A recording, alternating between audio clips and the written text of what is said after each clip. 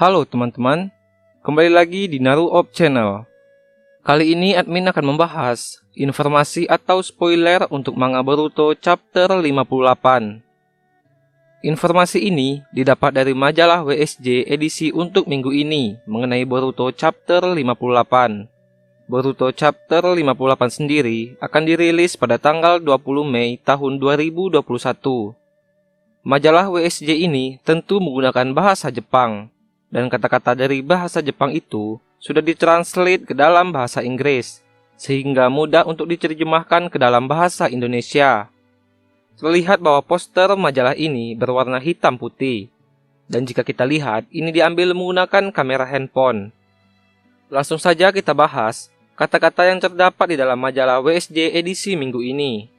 Sumber terjemahan ini admin ambil dari Twitter dari akun penerjemahnya yaitu Organic Dinosaur dan Night Baron.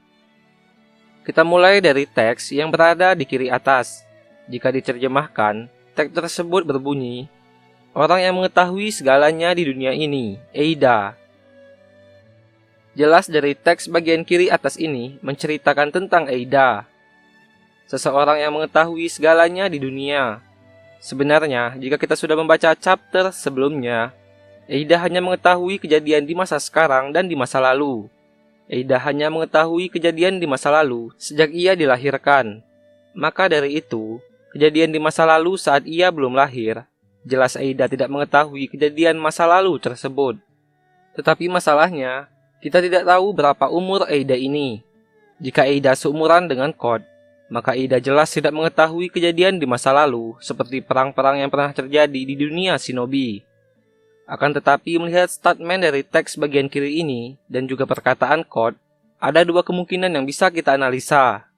Kemungkinan pertama, bahwa julukan Eida yang mengetahui segalanya ini karena ia memiliki mata Shenrigan yang dapat mengetahui seluruh kejadian yang terjadi di masa kini dan kejadian di masa lalu sejak ia lahir. Kemungkinan kedua, bahwa Eida ini sudah terlahir sejak zaman dahulu.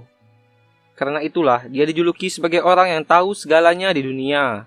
Jika memang Eida ini terlahir sejak zaman dahulu, ditambah dengan kekuatan Shenrigannya, jelas julukan ini sangat cocok untuk Eida karena ia pasti mengetahui semua kejadian di masa lalu yang terekam dalam kekuatan matanya. Lanjut pada teks bagian tengah atas. Sisa-sisa kara bergabung bersama untuk mencapai tujuan mereka sendiri. Dari bunyi teks itu, jelas bahwa ini ditujukan kepada Code dan Eida. Karena keduanya, sisa-sisa anggota kara yang masih setia pada organisasinya untuk mencapai satu tujuan.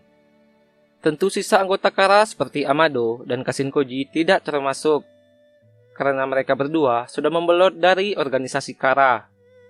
Terdapat satu anggota outer kara lagi, yaitu Bug.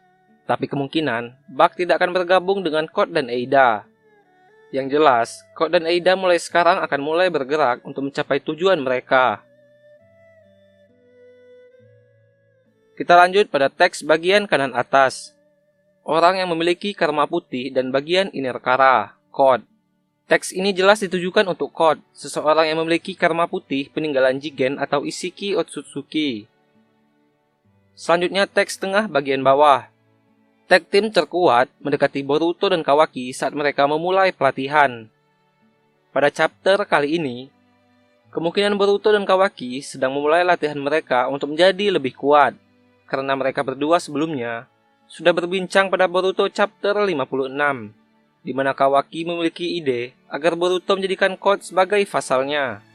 Jadi tentu latihan ini dilakukan mereka berdua untuk kemungkinan menghadapi Code. Dan dari teks tersebut, tag team itu kemungkinan adalah Code dan Eida.